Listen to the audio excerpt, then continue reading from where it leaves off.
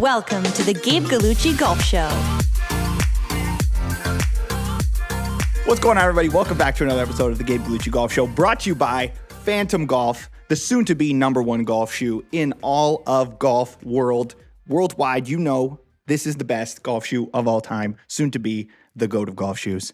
But more importantly, we've got Dave back. The boys are back. It's been a long time. The podcast is back. What up, everybody? But more importantly, Brother Dave, how are you? I'm good, my friend. How are you doing? I'm good. I can always count on you to just help set the tone, you know? I come in just blazing hot, like I'm on way too much caffeine, which I actually don't even drink coffee anymore. But you're just I love the calming presence of Dave. That's why I appreciate you in my life. I think the viewers should see you on caffeine. I remember those days. That was a very different Gabe. Yeah. People think I do more than caffeine. I don't. Unfortunately, it would be a fun experiment to see what throwing me on some more strong amphetamines could do. But I think I might combust if that were to happen. Yeah. Imagine Gabe on Adderall. It'd be a lot. Yeah. It'd be a lot. How you been, my friend? It's been a couple months. Obviously, we've been talking more than we talk all the time, but it's been a lot of golf and a lot of life in the past 5-6 months since we done our last episode. Yeah, I feel like the listeners have a lot to catch up on. You've been a busy boy. You started your own golf company. Yeah, that is true. Phantom Golf, soon to be number one golf shoe in all of golf. It's actually been a lot of fun. I will say for all the listeners, I have purchased 3 pairs, gifted 2 away myself, purchased them, did not get them for free. I offered them for free. As a disclaimer, as a friendship level, I did offer the free pair to you. I know you did, yeah. But you did the friend thing. You supported the business, which I appreciate. We're here to support. Shipping and ordering was so easy. I think the first 2 pairs I ordered, they came from the UK. You distributed them from the UK, and I had them in less than 5 days. So kudos to you and your business partner for just excellent customer service and getting them out the door. Thank you. No, it's been fun. I think this is something that I was kind of looking for in my life, and this is like the best. How this all kind of has come about is kind of wild.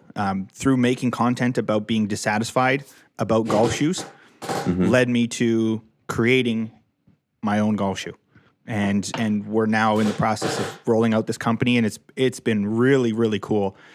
Because the genesis of all this is going to Ryan Hawley's and being dissatisfied with what my shoes were doing ground force wise. I became so just entrenched in trying to figure out what my ground forces could do, and I was so unhappy with what the current shoe market is that when this opportunity came along to kind of create a shoe that can solve that problem, it's wild. And what's been really cool about seeing it now in the wild and having people use it and getting data is the use cases, and seeing other golfers use the shoe has been incredible. Like we're seeing swing speed gains with like an absurd amount of our independent testing, like almost 100% from our independent tests. Do we see swing speed gains, ball speed gains, carry, dispersion improvements, all these things simply from the shoe. And it's because our shoe is so stable. It helps you load better and helps you utilize your ground forces, but just utilize your overall athleticism and mechanics better into your swing. And so we should talk about that, because I think that's the missing piece about the shoe, what you and your partner have done. So I feel like golf shoes, when you and I started golf, and you're a little bit younger than me, golf shoes were old. They were the more formal. They were uncomfortable. They had metal spikes, right? Then we transitioned into a period of the athletic shoe, the Nike Air golf shoe. Comfort level went through the roof. But what happened is, because with those shoes had no stability or platform on which to push off of, they were just like a soft running shoe, is what you found is anyone with a high swing speed is you lost all that traction and you weren't able to push into the ground. So I really think it's interesting. So you and your business partner took the time to study it, to figure out, okay, how do we optimize that ground force, and how do we limit the amount of energy we're losing in the golf swing? And that's where I think the secret sauce for you guys really came from. Totally. And it's been awesome to see that, confirmed with user testing. Because obviously, I can test the shoe, but I'm biased because I like it and it's something I want. But to see, we've seen guys who are in their 60s who an extra 2 to 3 mile per hour swing speed is a massive difference for them, right? Yeah. So, we had a guy who was swinging his 7-wood. It was like 85 miles an hour in his premium name brand spike shoe, and then switches to our shoe and immediately gets 2 mile per hour swing speed jump and like a 5 mile per hour ball speed jump, which is huge for him. Yeah. Well, that's the difference. I think anyone at your level and speed, 110, 115 miles an hour, getting 3 miles an hour is probably, in a lot of ways, it's easier because it's a smaller percentage of the overall swing speed. Totally. But when guys at 100 miles an hour are getting 2 or 3 miles an hour, like that translates to real distance for those average golfers, us normal people, not aren't. No, 100%. And that's been so cool is that, the shoe is not made for just the fast guys or just the slow players. It's truly all encompassing. And the comfort features. I used to have knee pain almost every day from walking, especially in the winter. Mm-hmm. I just accepted it as a fact of life. And I tried different insoles and things like that. And what's been really cool now, especially as we've transitioned into like the wet season here, there's no carts. We're walking all the time. My recovery day to day is so much better. And I'm able to train more. I'm able to play better. I'm able to do all the things I want to do golf wise more. And it's by a factor of just I don't have knee pain every day from walking in the shoes. And we have users who have like plantar fasciitis, knee issues, back issues, who are reporting back that they can now play multiple days of golf in a row in our shoe and couldn't in other shoes. And so that's been really cool because that's kind of also been, again, we build in the comfort features, we build in the performance, but ultimately what makes your product successful or not successful is does it work for the people, and does it work for the general golfer.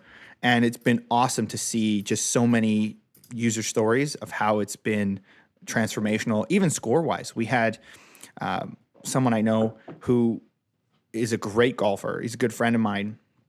And I sent him a pair of shoes, and he went from shooting like 79 to 81 to low 70s and under par just from a shoe change, no other equipment changes. And he's a great player, and he plays at like very hard top-end private courses.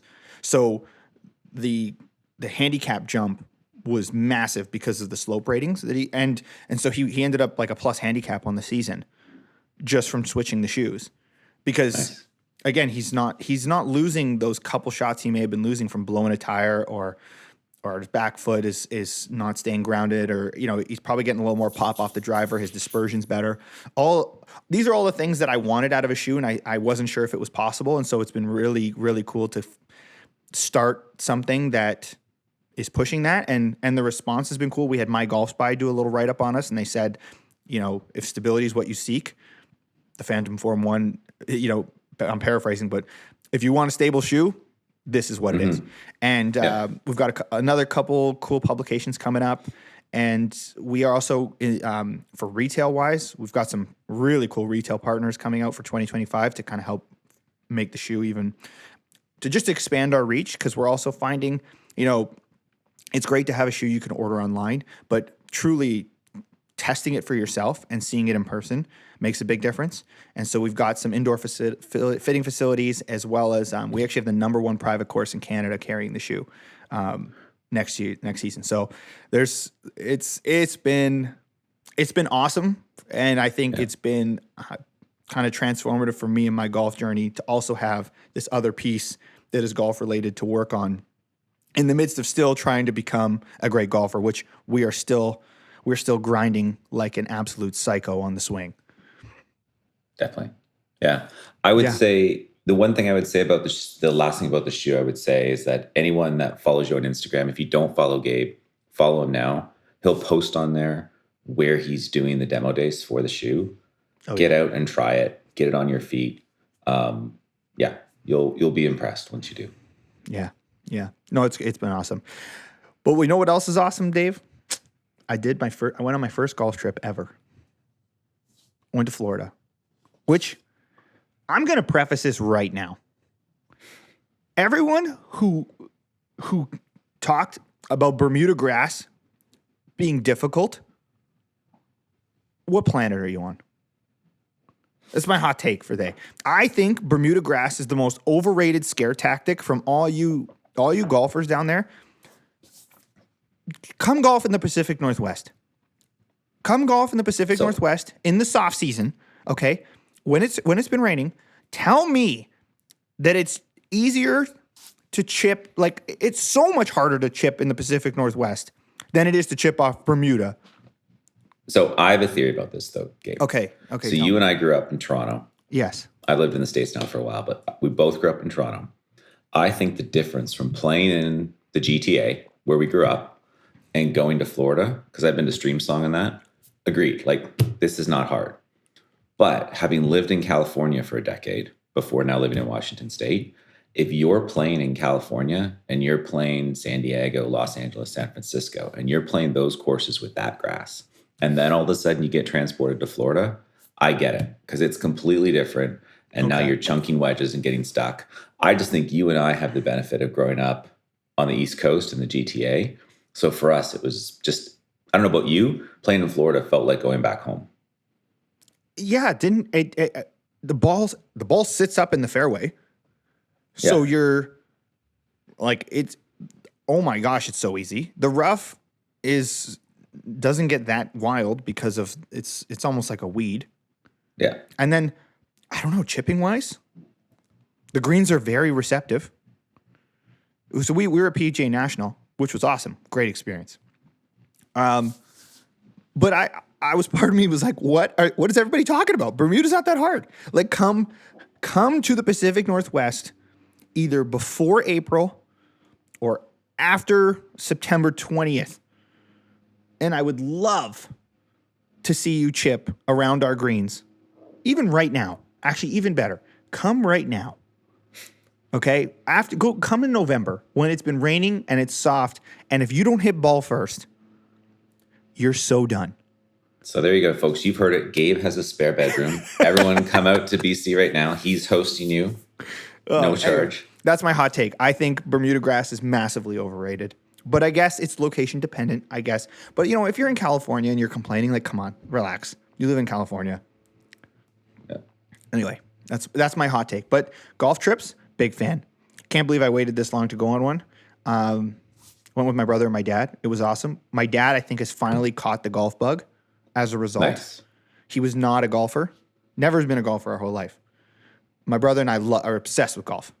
And he by day, like halfway through the second day, he was blaming his clubs for not. He's a real golfer then. So I was like, this is amazing. Because he uses an old set of, like, that he got from my uncle. He's a lefty, right? So he's got this old set that, like, it was probably bought at like Walmart or Canadian Tire. Like, it's not even, I don't even know the brand of these irons, okay? And his driver is like the Callaway ERC driver from like 2000 and something, okay? Oh, yeah. It's phenomenal. It's phenomenal. His club, his bag, his what's in the bag is hilarious. And he's got this one ping hybrid though. It's like I think it's the i15. Again, that he uses for every shot. Probably. And he's money with it. He loves this thing. So he crushes it with that. But these irons are horrific and they have more offset than you could ever dream of. And he was blaming the clubs. And I went, we got you.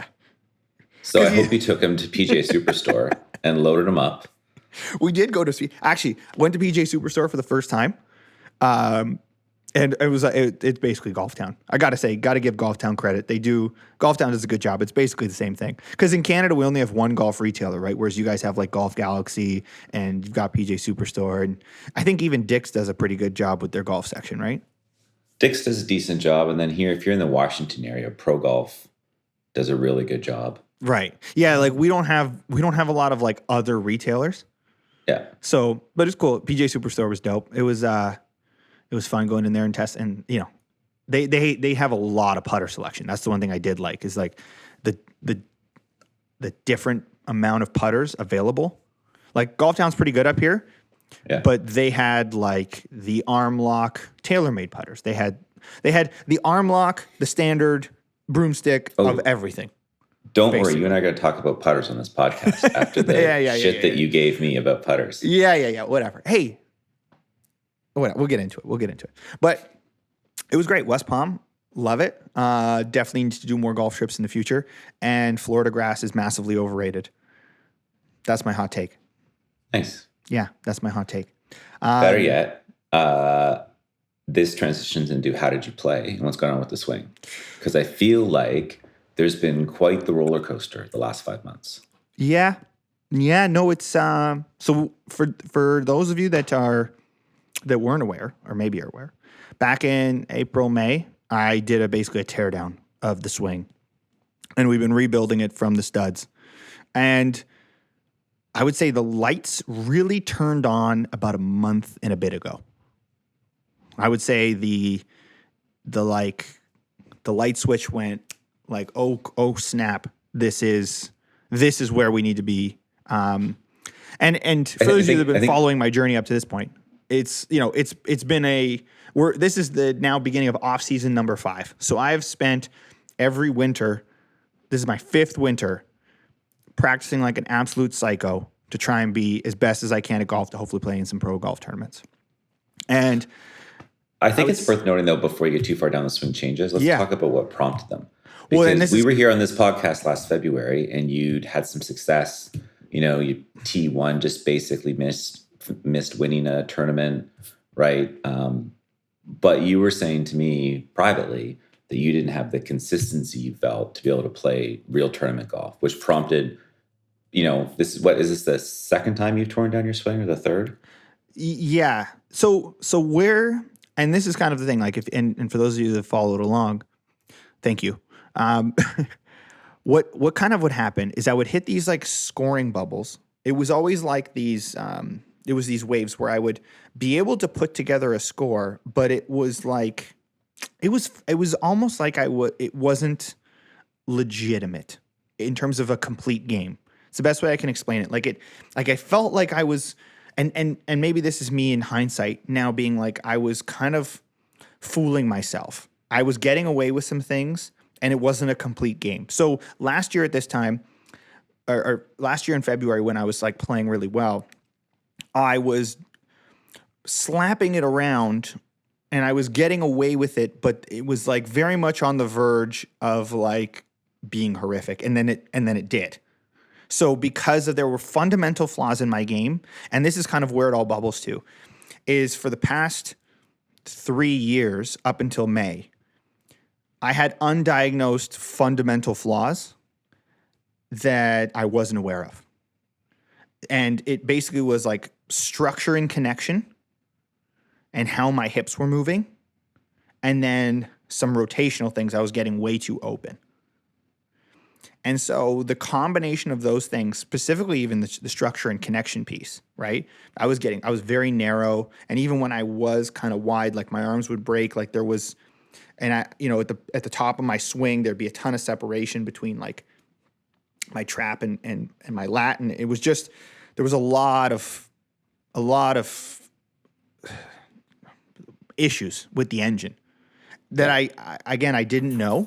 And so I guess these are the things I've been fighting. That's why I never had a wedge game, right? And that's the other thing that I was getting away with is like I think I came in second or third in that tournament and thought I played pretty well, but like I line drive 2 golf balls with wedges in that tournament. I should have won that event with how well I putt that day, but I couldn't hit a wedge still. So there were like these glaring gaps, and I just got into a point where I was so frustrated because I'm like, I know I put in the work. I know I work hard. Why am I not seeing, like, there's something I'm missing here?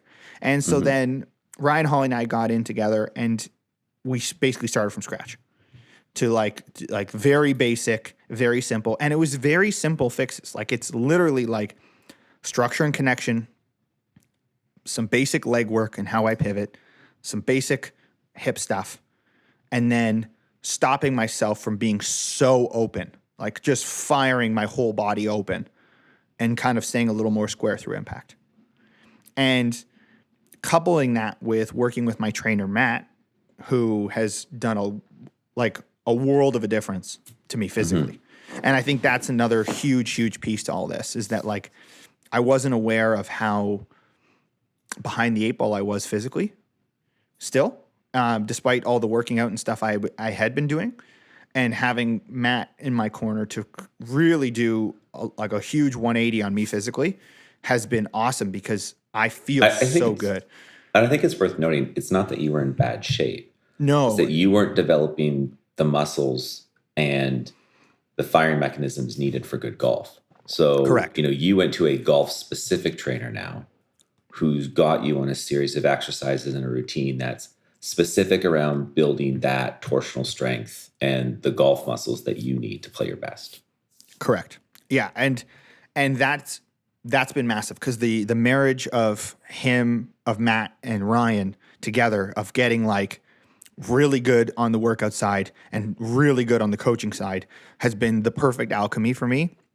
And it wasn't immediate that the scoring changed. It was actually, I played absolutely terrible, and like I shot 90 in a tournament, and it was not pretty going through the summer and into the fall. Like it was tough. It was tough, but I knew the foundation that I was building was the right foundation. And that was the thing. For the first time, I had felt that like I was putting the right pro pieces together. Again, from watching these guys out here and these players that I've played with who are really, really good, seeing the consistency that they play with day in and day out, there was always just this thing that I would see in myself, and I go like, I am missing something. Like they just don't do the things that I do, right? Yeah. Or if they miss, they're able to get it back, and like the bleeding just is so much less. Like their ability to triage through a golf round is so much less. Fast forward to about a month ago, where Ryan and I kind of put one of the final pieces together. I'm back to where I was scoring in 2021 of February, when I was like going lights out every day. Like when I hit that hot streak, when I was doing the Gankus program, and I had that really like cutty inside swing that was like, I don't even know how I played as good as I played, but I knew where the ball was going. I'm able to get back to that level of scoring now, but over the course of a month, it doesn't deviate. It's not like I'm one day I can go deep, and then the next day I'm 1.5 million over. One of the things I've enjoyed watching you though is you've actually, I think we talked about this one of the early podcasts, maybe it was podcast 2 or 3, but you'd actually gotten so flat in your swing. And I think at one point even you were playing irons that were 3 flat. Yeah. And you've found far more consistency going back to, are you standard or one up from a lie angle right now on I'm standard. I'm standard, and then my wedges are actually a little up, believe it or not. But your swing is definitely more upright, but it stays on a consistent plane far more often. Anyone go watch Gabe's Instagram, you'll see it. Scroll to any June or July swing, and then scroll to the swing he posted 3 days ago. Tremendously different. Like it looks like a PJ Tour swing. Your swings that you're making right now. Thank you. No, and if you look at my lower body action now, too, I don't have that like. I was always fighting that like left leg not extending properly, and so the mix of Ryan and Matt, and really like Matt getting my hips and my body to work, and then Ryan with the correct mechanics, I'm able to now utilize my legs and actually use my whole body in the swing. And so what I started to see, and this was crazy because the way I kind of structure my days right now, and this is, I'm going to be rolling out some off-season 5 videos, is I'm up, between 5 and 6. I work on the golf company until about 2:00. Then I go practice for 2 hours, maybe 3 hours. Then I'll maybe hit the range again right after when it gets dark, because the sun sets at around 4:30. Then I come back, work a little bit, dinner, sleep, and repeat. So I can play, I can hit the range and play about 9 holes every day. And I was going like 4 to my best was 5 under par through 9 holes, and that was actually playing with other people. which was something else like playing with other pros. And just to be clear, I wouldn't have been able to do that before. Just to be clear, too, playing full-size courses. So you moved off of playing Cultus, which I think Cultus was great for what it was for you in terms of like your development.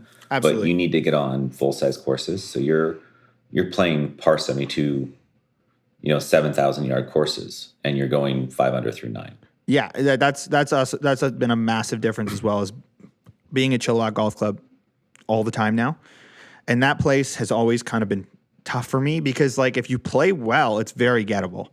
But for some reason, like there were just, and this is kind of what I was saying, like in terms of understanding flaws in my game, I'm like, there's a lot of low-hanging fruit on a lot of these golf courses that I should be able to attack, and I can't. So if I can't attack that with confidence, then I have to address these flaws. And it's been remarkable now to play. And what's wild is that, and this kind of leads into some of the gear stuff too. I wasn't driving the ball particularly well. Like I've been making what I call like a lot of ugly birdies, and I've been making birdies from very unexpected places.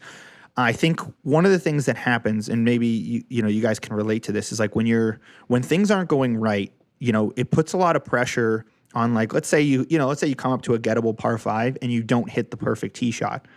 You're already feeling walking up to that second shot, you're like, oh, like that birdie that I needed to get back into this seems unattainable. And that was always kind of the feeling for me where I'm like, man, if I don't lace this tee shot, like I don't know if I have the other pieces to get up and down, right? Whereas now, my toolbox is so much more complete. Like I don't blade wedges. I can get up and down out of bunkers.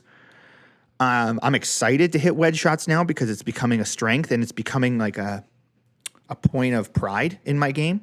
That's another big piece. And it's all just, again, working on the right mechanics, having the right kind of coaching mechanisms and what's been cool too now is that I'm able to play golf versus golf swing because once the mechanics all kind of clicked, I was able to be athletic again. And I'm able to, like, on the course now, I'm not thinking about all the things I was thinking about before, especially for the last 3 years. The last 3 years, I would spend all of my practice time trying to do certain things because there was so, and again, it just comes down to there were three those main flaws of structure, connection, my pivot and leg work, and then getting too open at impact. And because those three things went unaddressed, that was truthfully the big error in my game and why I could not play functional golf and why this goal has taken longer maybe than I thought to achieve is because of those things. So with that, we are on a path now where I would say my game has been surprisingly good despite the fact that I have not driven the ball as good as I know I can drive the ball. And I'm scoring way better, which I think to me is an indication of like being able to actually play golf. Yeah. Yeah. But speaking or of it had nothing to do with the swing and it was all about the Phantom Form 1. Available online now, ladies and gentlemen. Go buy your pair. Well, that's the other big piece too. And that's, I think like putting the shoes in play around about 2 months after we started the rebuild was massive in getting my leg work right because I was just repeating good leg work the entire time. Right. Going back to the driver though, and we're going to go to now, what is the gear plan for 2025? Because I think what's off-season 5 kickoff without talking about the gear plan, right?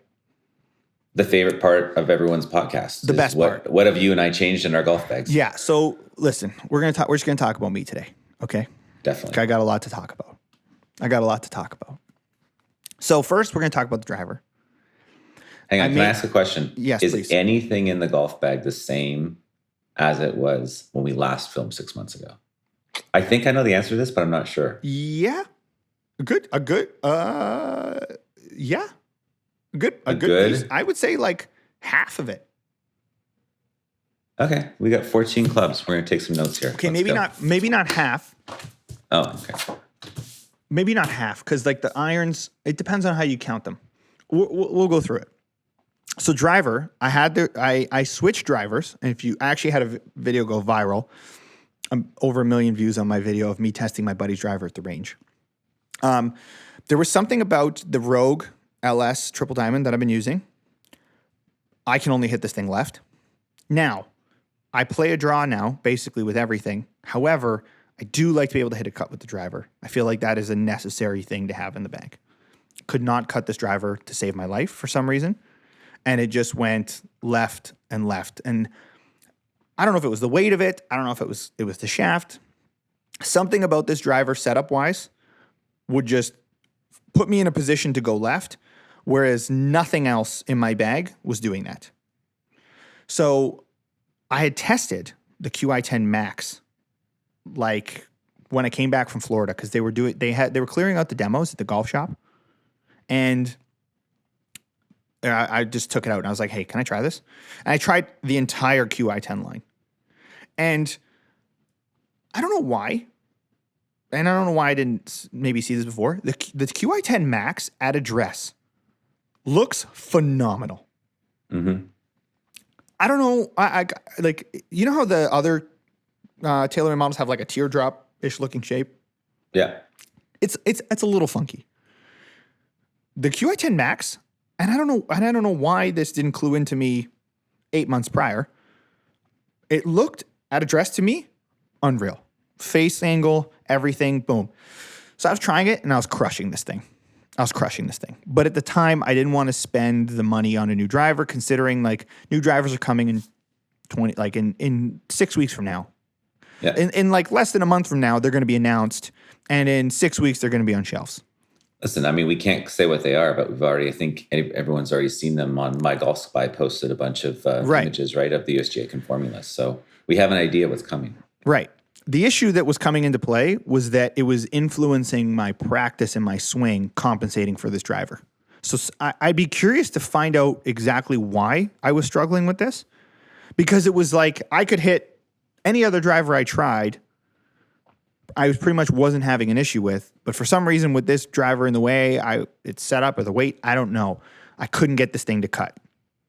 And I just didn't, because I swing and practice every day, I didn't want to build in bad habits. Like, I've worked so hard to not build in bad habits. The last thing I need is something that's going to start terrorizing me. So I swapped out the driver with the QI10 Max, 9-degree head, turned down 2 notches. So 8? I'm not sure. 7, whatever it is. No, I think I think 7.5 is the very bottom. I think it turns down a degree and a half. It's a degree and a half. So it's turned down 1 to 2 notches. I can hit draws with this thing, and I can hit a fade with this thing, and it's phenomenal. And I have it with the Cali White X 60X shaft right now, which is a leftover shaft I had when I played the Stealth. And phenomenal. I'm very excited for this new TaylorMade driver, because I'm sure they've taken this if they've taken this year's technology and supercharged it and built upon it. I'm very interested to try this out, because this driver is so good, and I'm not seeing a distance loss.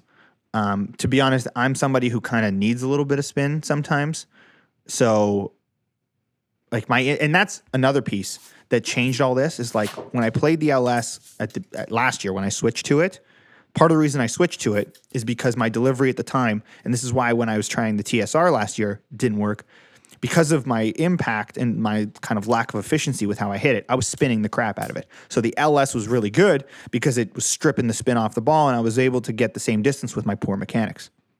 Now that I'm like, and this has been really, really cool to feel, is like when you get your structure and connection right, and you're pivoting correctly, your impact location is like, the feel in your hands is nuts.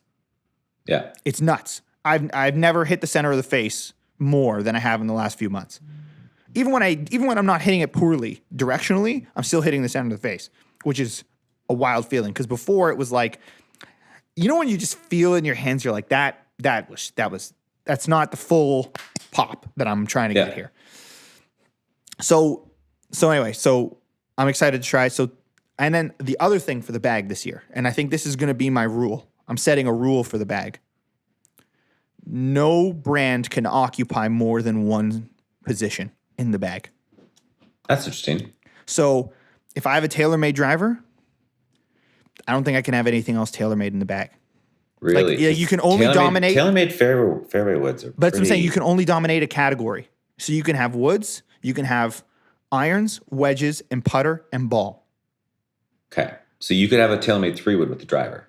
Yes, because it's in the woods category, right? Okay. But no one brand can dominate more than one category of the bag. I think that's going to be my rule for this year. Okay. But the ping woods are still in there. Honestly, I see no desire to change. So I hit those great. Life is fine. We don't have to spend money. Those have stayed. We have made an iron change. Mm-hmm. I bought a set of used Srixon ZX7 MK2s that were built on the Srixon tour truck. And I got an outstanding deal on these things. X100s, tour issues, standard loft, standard lie. I'm going to put a ZX5 5-iron and a ZX5 4-iron in there. And I'm going to go, full Srixon in the irons. Oddly enough, when I had the Z785s, that's when I shot my first round under par with them. I don't remember hitting them this well. You never were comfortable with those irons. No. Even when you were playing well, you didn't really love them. I don't know. And it's the same setup. It's they were bent a degree up for how I was fit. But I don't know why the MK2s and the ZX7 MK2s, I hit these things phenomenal. The weight, I don't know if it's the build, because they were built on a tour track. I don't know what it is about these.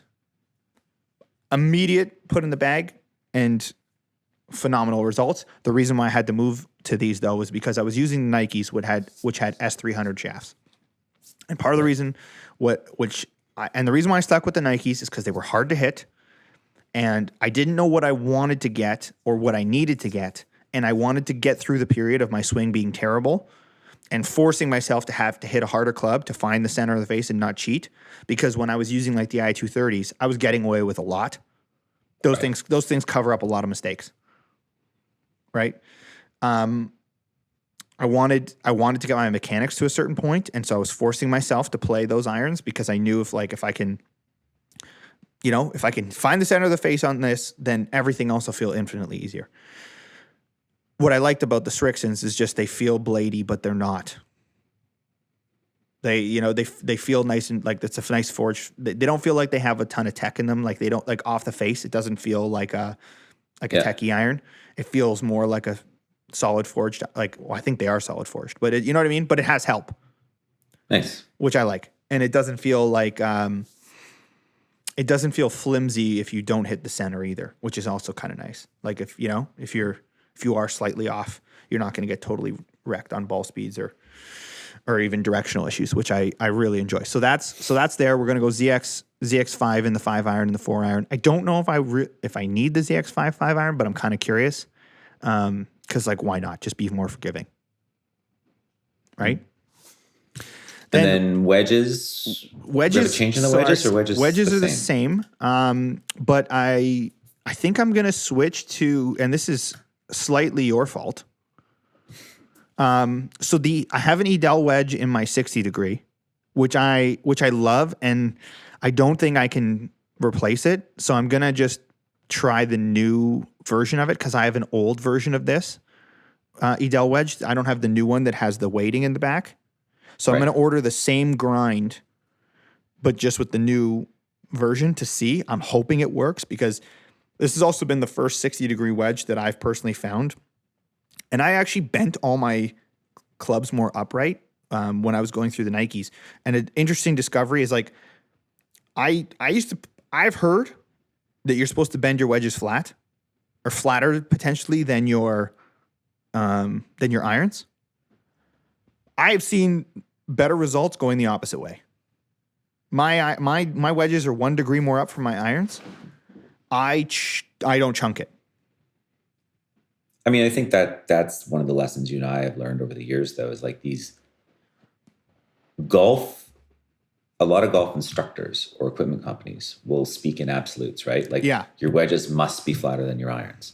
There's no one solution for everyone, which is why everyone needs to go get fit. And beyond getting fit, like if you don't like it, tell your fitter or do what you think is best. Because if you don't have confidence in it, it doesn't matter what the numbers on a computer screen say, you're not going to play your best golf. Yeah. No, and that's where the practical application of being able to test things, and that's what's really cool. And this kind of segues into some other stuff, but we'll get into that in a second. But I'm going to have the ability now to test with where I'm doing my off-season training this year. I'm set up at an academy at Chilliwack. These guys are great. Connor, the owner, he's hooking it up for me. They've got a GC quad, indoor simulator with putting area, and we're gonna be able to test everything both there and then take it right onto the course. Nice. So this is going to be awesome for just not only content but even figuring stuff out. Because the other thing with the wedges, and this is going back to why this is your fault. I was doing a fitting for the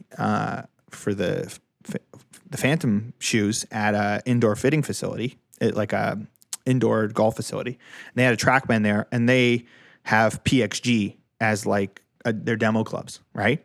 And so in between fittings, I would, just take a couple wedge swings here and there. And they had the Sugar Daddy 2 wedges, which you've been telling me to try and you swear by.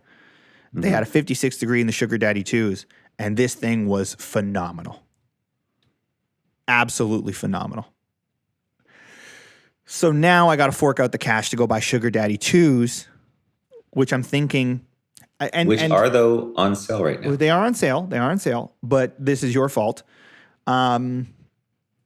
So I have to get either... I think I'm going to go 50 degree because the Strixon pitching wedge is 46. So I think I'm going to go 50 degree, 56, and then 60. I don't like using a 58, and I don't like using a 54 degree wedge. I've learned, like having gone through that experiment. Yeah. Having had a 56 now for this past 6 months, I find it very useful. And I need, the gapping's fine on full swings. It's not an issue. And I like a 60. I don't like a 58. So I think I want to go Sugar Daddy 50, Sugar Daddy 56, pending testing on grass. I need to still test it on grass. But indoors, the numbers on TrackMan were absolutely absurd. And then I'm going to go with the Adele 60. And if I do have some cash, which cash to invest is low now, considering I'm back into my entrepreneur phase. So we're back to scrambling for cash again. back to the music days. So my degeneracy will have to be very calculated this year, since we are running a golf company. But I think that's the plan for the wedges. Nice. And then the putter, nothing beats the Cleveland, man. Nothing beats the Cleveland. I tested the square to squares. So and I'll take full ownership of this. I thought that these other copycat companies, I was a bit angry at the beginning because as a golf company owner who's pushing something into the business, right? Like from Lab's perspective, I get it. They were pioneers. They're pioneering the zero torque. Like they're the market leaders in zero torque. We should explain. So you've long since, even though you haven't found a Lab putter that has worked for you. Yes. I think you and I both have long since respected their technology and we 100%. Get what they're trying to do. 100%. And I've been, and I would love to find a Lab putter that works for me. Unfortunately, I pulled them all left and I don't know why. I've been told, I've had actually Lab DM me because I made a video talking about some of that. And they said, there's a bit of it is like a torque hangover they say, because of like the releasing the right hand and, you know, you have to adjust your stroke. Yeah.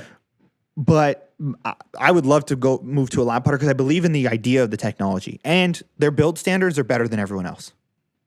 Yeah. They are. Like if you look, I don't know of a single OEM that builds clubs for the customer that are like tour spec, because it has to balance. Yeah. Tremendous respect for that. So when I saw these other companies coming out with their zero torque versions, I went, I just don't know if there's a way they can mass produce this and still have it balance. And then I saw a company in a pro shop out of the UK put the Jailbird square to square in the revealer, and it didn't move.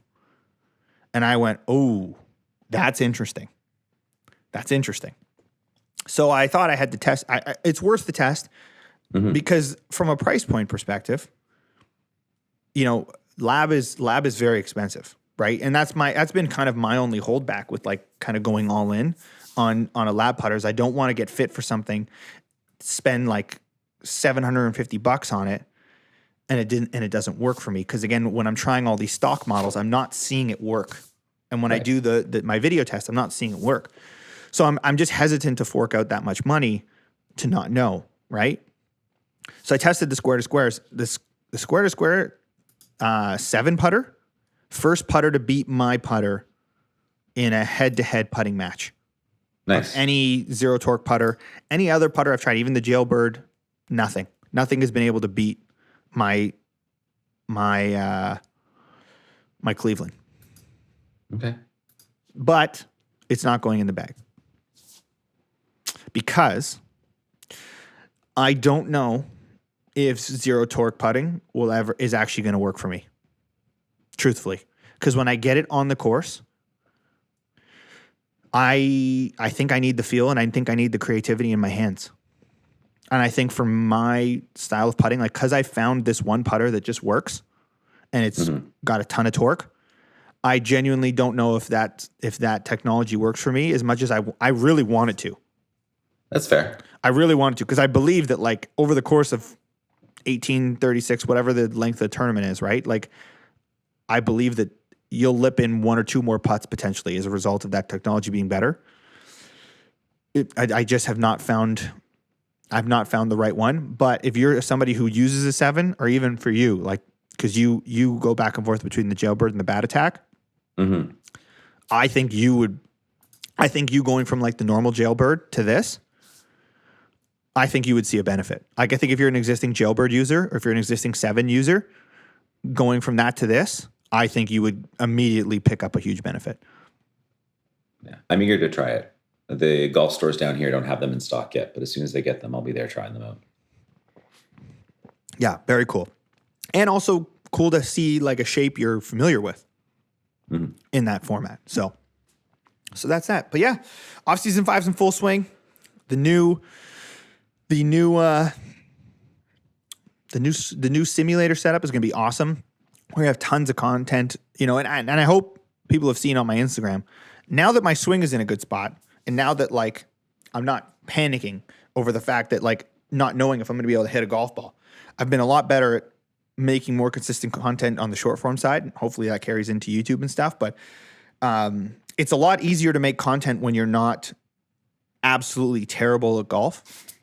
And when I was fighting all the things I was fighting, it was very tough to make content and get better because of how much time it would take to focus on getting better. And so I'm making a concerted effort to ramp things up, and I'm excited to kind of test more. I'm testing actually the Callaway Chrome Tour balls because again, I have no Callaway in my bag right now, so we can move to a Callaway. We can move to a Callaway ball that includes the ball. So no one company can dominate the bag too much. So it'll be interesting to see what works for the ball again. I kind of want to throw the Bridgestone back in there too if I can. I really like the BXS. That'd be I almost kind of want to go the opposite, just to be the opposite of you and be like one company's going to dominate everything. I'm down. I'm so down. Let's be the antithesis. but that's going to be my experiment for this year. So anyway, the boys are back. The podcast is back. Hope you guys have had a phenomenal second half of 2024.